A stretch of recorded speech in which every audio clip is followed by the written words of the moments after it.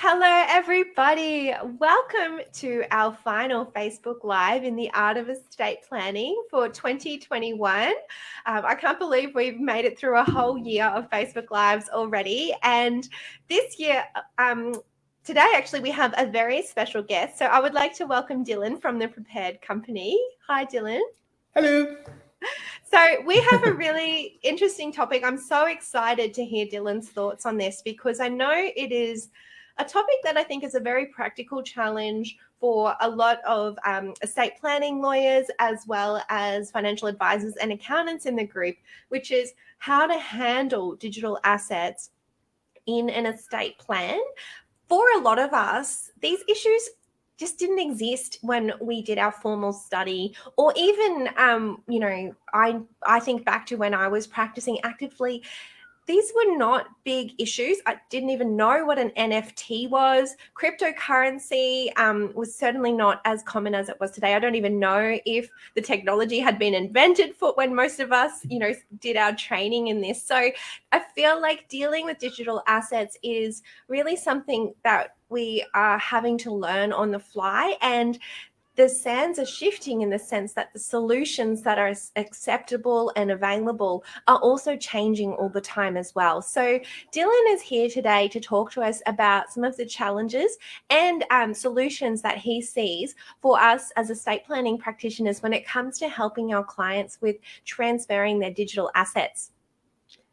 So I might hand over to you, Dylan. Cool. All right, cool. Well, hey everyone. I've been looking forward to doing this for quite a while now. Actually, I think we got in touch a few months ago. I've been waiting for December 9th. And what's funny is actually a number of the people in this group have already reached out, and a few even signed up for our business straight away, which kind of told me off the bat that, Tara, you've built quite a amazing community of people here, because lawyers are traditionally so tech allergic and kind of against change. So that's phenomenal. Like, that's a big pat on the back to you. Thank you. We're very progressive here. Everyone is firstly hugely committed to helping their clients, but also, we sort of center around social media. So everyone here is super into cutting edge solutions. Well, I've definitely met a few of your fans, that's for sure. I do just want to say as well, was meant to mention this in my intro. Dylan is happy to take questions for anybody. So for those of you watching, if you do have questions, pop them in the chat and we'll try to address them as we go through, and there'll also be time at the end for that. Brilliant. All right, cool. Let's crack on. So I'm actually going to begin by telling you a story, and it's my story. So the year's 2018, and I'm leaving a cafe, and life was really good. There's a warm summer breeze in my face. I had a delicious lunch in my stomach. And my one-man business I was running at the time had just hit 200 monthly recurring clients. As I was walking toward my car, I step out on the road and I hear this lady shout behind me. And so I stop and I look back and I feel my jacket tear off me as a car flies by and almost takes me with it. That was a really scary moment. So like 10 minutes later, I'm driving back to the office and my legs and my arms are jelly and I can barely feel the steering wheel in my hands because I hadn't ever really thought about the practicalities of dying. I was 26 at that time.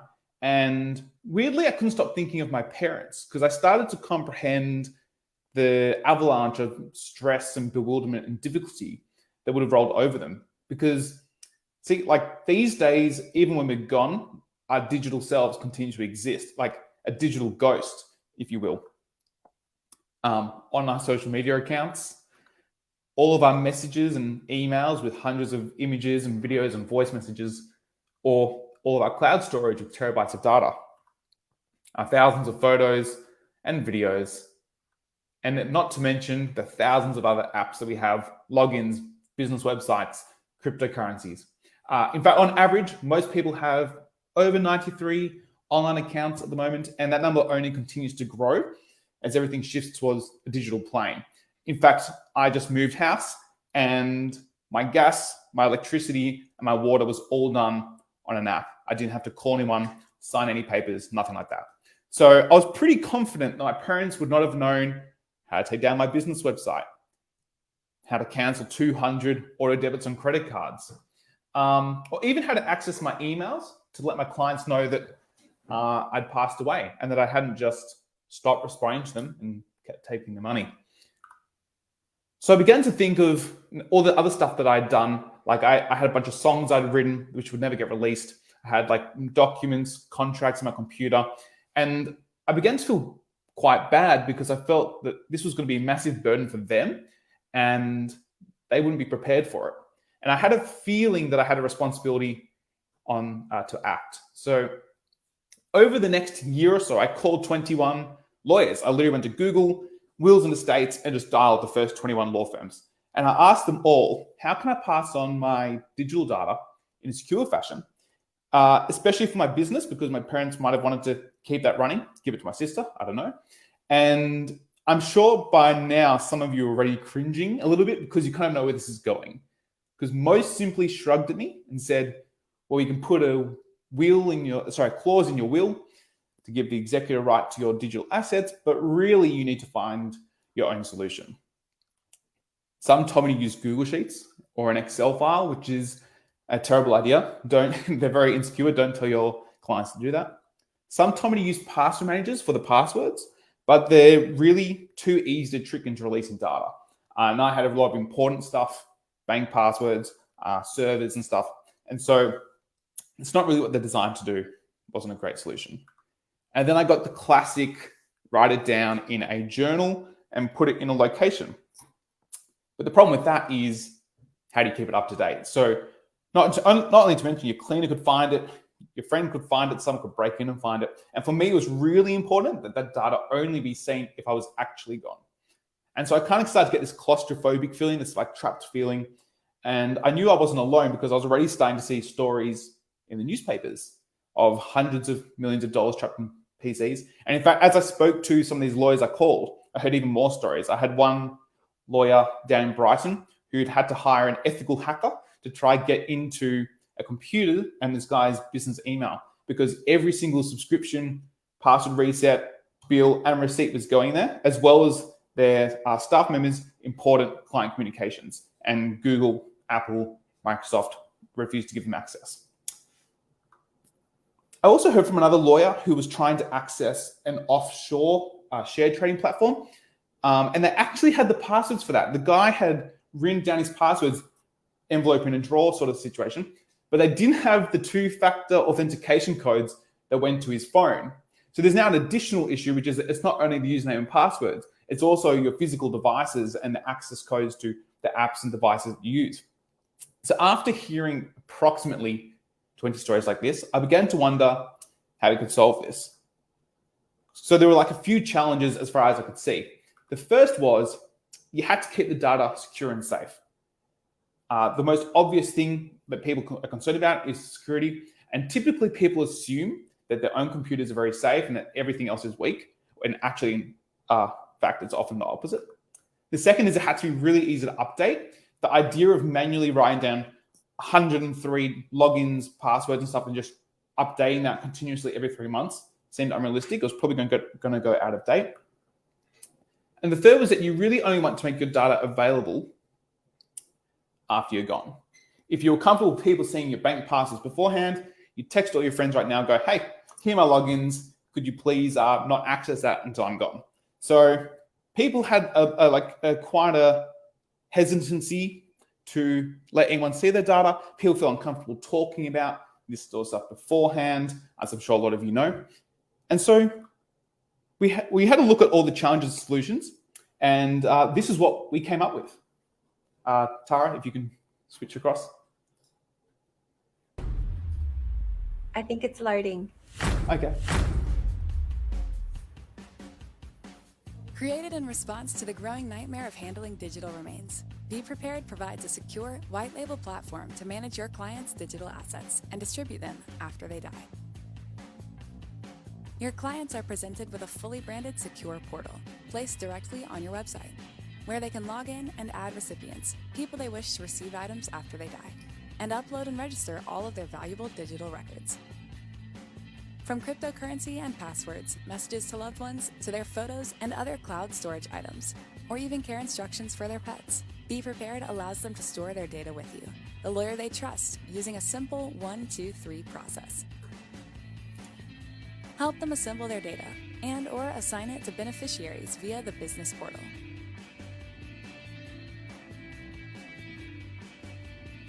Of course, privacy comes first, so by default, you will only be able to see that data that you helped create unless your clients give you access to a specific file by clicking this toggle. As each recipient is assigned data, they are asked to register on your platform. This provides a steady stream of warm, socially proofed leads to your company's offering. A natural pathway to opening discussions about helping with their estate needs too, or to simply begin building a relationship with them early on. Reminder update emails and handy to-do lists increase your touch points and make clients feel as though they are getting something tangible with their will that they can use along the way. When someone dies, simply click the Report Death button. After 24 hours, during which you can revoke the death report, our verification process begins. This process starts by reaching out to the client via phone and email. If we are unable to get in touch with them, we will then contact their confidants. Confidants are people they have put in their profile to verify their passing, along with their legal representatives. If there is unanimous approval of their passing, their data is released. If for any reason there is a disagreement, the releasing process is paused, and we manually intervene and contact all parties to see why there's a disagreement. By providing Be Prepared to your clients, you are able to offer a comprehensive and modern estate planning service, as well as increase your competitiveness in the market as society moves more and more towards a digital-only domain. You can also ensure that all of your clients are super sticky, since while estates can be moved elsewhere, you are intrinsically linked to their digital lives. While the law is slow to adopt and change, the rest of the world isn't. Join the Be Prepared community today and be prepared. Cool. That saves me a lot of time, actually. That saves me like 25 slides of video. It's been great.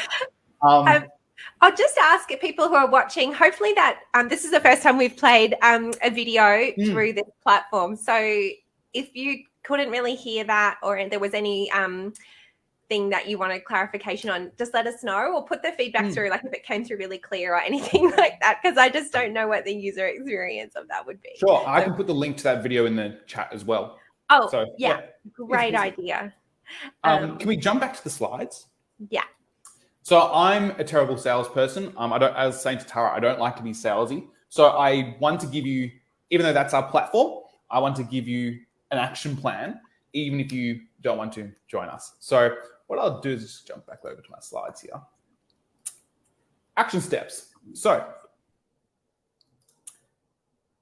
if you're as an individual, I'm going to approach this individuals, businesses, and estate planners, because even though we're all lawyers, we're still people too, and we should also all have our own wills. It's funny, a lot of the time you spend your whole life doing this for other people and you don't ever get around to doing it for yourself. So as an individual, you should make a plan for your digital assets. What do you want happening to your website, your business, your social media profiles, your photos, and your videos? A good question to ask yourself is there anything that only I know? And this could be as simple as passwords to your phone, your devices. It could be as complex as how to give medicine to your cat or your dog's favorite park. And in fact, pets often lose out a lot when someone passes away. Generally, after all the solutions I've seen people try and use to solve this issue, the best way to do this for yourself without using our platform is to make a folder in your computer, put all of your data and information in that folder. You want to keep that up to date. Then you want to encrypt it and put it on a USB drive and store that USB drive somewhere safe. So either in a desk drawer, safety deposit box, and then you want to give your lawyer in an envelope that you can't open the encryption codes or like the passwords essentially to unlock that data. And then when you need to update it, you need to constantly go back to it and update it. Here I am thinking about how to explain to clients how to encrypt a fault, like a fault. I don't even know how to do that, by the way. If you want to know how to do that, get in touch with me. I'll show you how to do it for a PC or a Mac. Yeah, but also there's a generation of clients who are not going to cope with that. For sure. But I'm trying to be fair and even. Yeah. And if your lawyer, if you as an individual didn't do your own will, or you want to have this platform and you don't have a lawyer who can handle it, I've got a big list of lawyers who have this platform, and I can put you in touch with them. As a business owner, the most important things to think about are access to your email accounts. A lot of your client communications and contracts and stuff go there. Access to hard drives and cloud storage. Important documents, confidential items about insurance, bank accounts, assets and holdings, and so forth. Even the PIN to your office, if you've got a digital PIN, where the key cards are, how to reset, all that sort of stuff. And if you're in the tech space or you're running a business that is part digital, it can also include source code for your repositories, access to websites, server codes, where you store the domain name, such as canva.com, and so forth. And if you're an estate lawyer, the writing's really on the wall. So it's no longer just your physical assets need to be organized. It's cryptocurrencies, it's social media accounts, it's millions of followers on social media profiles. Domain names like realestate.com.au, those have value. If someone stops paying for that, it goes back on public. And I think realestate.com sold for $13 million. FB.com sold for $3 million. It's actually worth quite a bit of money, especially if it's for a business and their branding and trademarks as well. So this is the stuff that you really should be handling for your clients. Otherwise, it can result in humongous financial loss, but also just a very large period of time. I'm hearing stories from clients already where they've spent 6 years trying to close up an estate, and they think it's done, and then all of a sudden they find out there's $40,000 in an account somewhere overseas online, or they think it's all sorted out, and then they find out this person owns something overseas, or they paid for something through an app and they didn't realize, and it only deducts every 5 years. Like, the stories are crazy. As far as our solution goes, we only charge $99 a month and a $99 once-off disbursement per client. And then we've got a few nice comments here from people who've tried our app. This is a lady who has a terminal illness, and she's one of the users for my clients, and my client passed that feedback on to me. And this one's actually from one of our lawyers, I think. I know I accidentally left her name in there. But she's now had clients, friends signing up to a platform because they know they want to use this service too. So she's kind of bringing them across. So yeah, look, that's hopefully a good summary of what to do and the issues that you're going to face. And I'd love to answer any questions or concerns that people have along the way. Do we have any questions? Thanks, Dylan. So I will just put the call out for people who have questions. I have a bunch. Sure. So anyone who wants to ask, put it in the chat. We'll see that. But in the meantime, I've got so many. So cryptocurrencies and NFTs, can you explain how the prepared company sorts out the transition of those assets? Sure. So in the platform, you can add cryptocurrencies, you can add NFTs. Essentially, like there is a lot of complexity around cryptocurrency because people can store them in a variety of ways. They can store them in hardware wallets, they can store them in cold storage, they can store them in mobile phone wallets. So inside the platform, we have a bunch of templates, and these are forms to fill out that ensure that your client is providing the required information. So for example, if you click on the cryptocurrency thing that the girl clicked in the video, it will ask you what type of cryptocurrency it is, what type of wallet you've stored it. If it's a physical wallet, where have you stored that wallet? So it might be like a physical device that they keep in their house. And then if it's a physical device, it'll say, where is it? What's the PIN code? They often have a PIN code. If they've stored it in a cold wallet, which is basically just a string of text written on a piece of paper that you have to enter in to access the wallet, you can just enter that into the field as well. What we do recommend, so we have people that use this to store $50,000, and we've got people who are storing $40 million worth of Bitcoin, right? So what we recommend is if your client has significant assets in a cryptocurrency space, and I'm using cryptocurrency to include NFTs as well, even though they're slightly different, they operate on the same base technology. So if you do have someone who has significant holdings, we often recommend using a hybrid solution. So usually if someone has $40 million worth, they're pretty tech savvy in their own right. And they'll probably have purchased like you can buy these metal plates that they engrave the code, the keys in, because if you lose the key, you just lose the money, right? So often people with that amount will have it engraved in a metal plate, so it can't be drop a bit of water on it, or your toddler pours a cup of juice on it and it's gone or whatever. And we recommend actually storing that in a physical place somewhere secure, and then using our system to purely let someone know the location of that card when you pass away. So it really depends on the amount. If it's like less than 50 grand, like they'll probably just enter it straight in. There's just a place where they copy and paste their key in. But if it's significant, they've probably already put it onto half the keys in the safety deposit box, half the keys somewhere else, and then you can use more of a hybrid solution. Okay. And NFTs, is it the same system or is it a different process? I have only just trying to get my head around NFTs. Okay. So I'm sorry if that's a very silly question. So an NFT, I think, is the best way to think about it is, in the classical art world where you'd purchase a piece of art and then people would make forgeries. So to stop the forgeries, people could essentially show the history of the ownership for that piece of artwork. And you could trace it through the time. You'd have all the certificates of transfers of titles and all that sort of stuff. And what an NFT is a way of creating a unique identifier for a digital item. So typically what you see is pictures, images, photos. There's nothing comprehensively to stop it being a song or stop it being a I remember hearing Gary Vee talk a while ago about, could you write a book and then have 10 NFTs, and whoever owns those NFTs get a cut of the royalties for that book. And then people can buy and sell, kind of like you do for music publishing, buy and sell part ownership of the mechanical royalties for a book.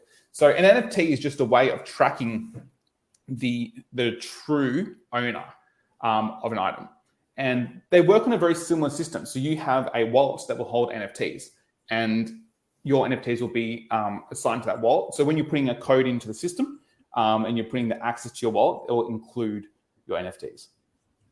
Okay. Oh, thank you for explaining. People might have multiple wallets, by the way. People might have 10 wallets because they're trying to split up their money to reduce the risk of one of them being compromised. Okay. Yeah. We've just had another question. This is from Lisa. Thank you, Lisa. Oh, okay. Do you want me to read it out, or can people see it? Can everyone see the question? Everyone can see it. Okay. But yeah. Lisa's asking, do you require a copy of the death certificate? So essentially, every law firm will have their own internal policy around how to handle this, because we have some companies that don't only use this for when someone's passed away, but if they're like looking after protected persons, I've got people who have lost capacity and then they get access to the data when that person passes away.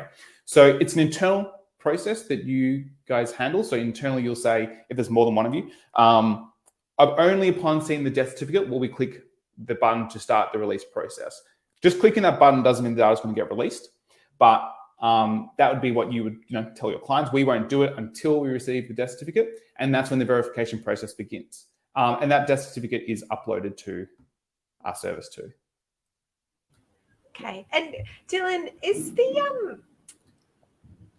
your service available for clients directly, like members of the public, or is it only wholesale through organizations like law firms? It's only wholesale through law firms. We used to have a public version. The data was really clear that people wanted the guidance. They wanted to be working with someone they trust to make sure they're not missing anything. They wanted to know that that person they've gone to perhaps even, hold their physical will or whatever, is also the person that's going to be looking after the digital stuff. So we've sunset the public platform. And it's now available through law firms. Very soon, some superannuation companies, some big estate trustees. We're doing a pilot with it at the moment as well. So basically the wholesales only. Okay. I'm just trying to get my head around the practical side of things as well. So I'm a LastPass user. And so whenever I set up a new account or whatever, I get a new username, it obviously just like updates it and adds it to my LastPass. How do we get clients to keep their their prepared company access updated? Okay, so there's a few ways to do this, and it really depends on how technical your clients are. One of the challenges that they face is you're going to have a big spectrum of clients. Some of them will be 80 and have 3 passwords that begin with 1, 2, 3, 4, and some of them will be young using LastPass, and they'll have passwords that are gibberish, and they'll have 300 of them. So if you are a LastPass user, we recommend, it also depends, do you want one person to receive everything, or do you want to discriminate? Because each person only receives what you give them. So there are situations where, I don't necessarily want my mom to receive my phone PIN. I'm going to give that to my mate and say, please delete Tinder, before my mom sees everything on there. So there are situations, right, where you don't want one person to receive everything. So if you have LastPass or any of the other varieties, and you don't mind just one person, maybe your spouse, having access to that, you can leave your master key to the LastPass in Be Prepared, along with any device passwords you might have for that device that holds LastPass, and two-factor authentication. So that would be a way. It's a much more secure way of leaving your data to someone than just straight through LastPass. I had one of our early investors, I had a bet with him that if he made a LastPass account, I could get it to release his data to me while he was still alive, and he lost that bet. So it's important to remember that these companies, like the password companies, they're very secure, but they're not really, like, their main purpose isn't passing on data. It's making sure that you get access to your data. So that is so if they have LastPass, you can keep using LastPass, and you can, just leave the password to LastPass and the computer it might be on in your Be Prepared to that person. If you don't have LastPass, some people just use the built-in Chrome extension. So you can actually go into Chrome, your passwords, export all those passwords and just upload them to Be Prepared. And the system will automatically email your clients if an item has been updated in 6 months. So if someone puts in a Facebook password, 6 months later, it's going to send an email. It's got, it's all white labeled, so it's your logo. And it says, hey, Julia, it's been 6 months since you updated, X number of passwords. Have any of them changed? Log in to make sure. So you're keeping contact with them and reminding them to stay up to date with keeping their data up to date as well. Yes, I see. Okay. That makes a lot more sense. Yeah. And I know the video covered this, but I'd like to just sort of step through it methodically, seeing as no one's got any burning questions. Cool. So as a law firm, I take up the subscription for the program. And then for my clients, I say, look, I probably would mandate it. And I say, you have to use this. That's $99 per client. So if there's like a couple, is it like sort of $198 for them both? Yeah. So the fee structure is a $99 subscription for the firm. And then it's a $99 disbursement per client. So per individual user. Exactly. Because often more old school couples, maybe only one person will hold all this stuff. But modern couples that often will both have their own stuff, and they don't necessarily share that information. So you would try to have an account each. At least the person who's statistically more likely to leave us first would hopefully have an account. So they pay $99, and then they get their account. They can have their individual accounts. And then it's like branded with like my firm's branding. And then I sort of, guide the client and tell them, this is your homework. You have to set this up. And we would probably align like the people who are eligible to look at the data or be released the information that should align with whoever their like executors and financial attorneys are.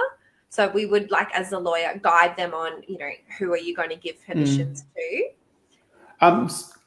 Almost. So Okay. With the platform, so it's important to note that by default, you can't access any of your clients' data, but you have a portal where you can help them organize their data. So what's typical, what I see a lot is, when you're doing a will, you say, here's your digital vault. This is on our website. It sends them an email and they log in. And on your end, you might have already uploaded a bunch of stuff. So you might go make a folder called important legal documents, and you might put in a copy of their will when it's done, power of attorney. Yeah. You might put in some instructions, you might put in some stuff around like where the will is stored. So just general information that will be passed on, or other pertinent information. And then on their end, when they log in, they can go put in we've got a big to-do list on the homepage of things that they should put in. Superannuation provider.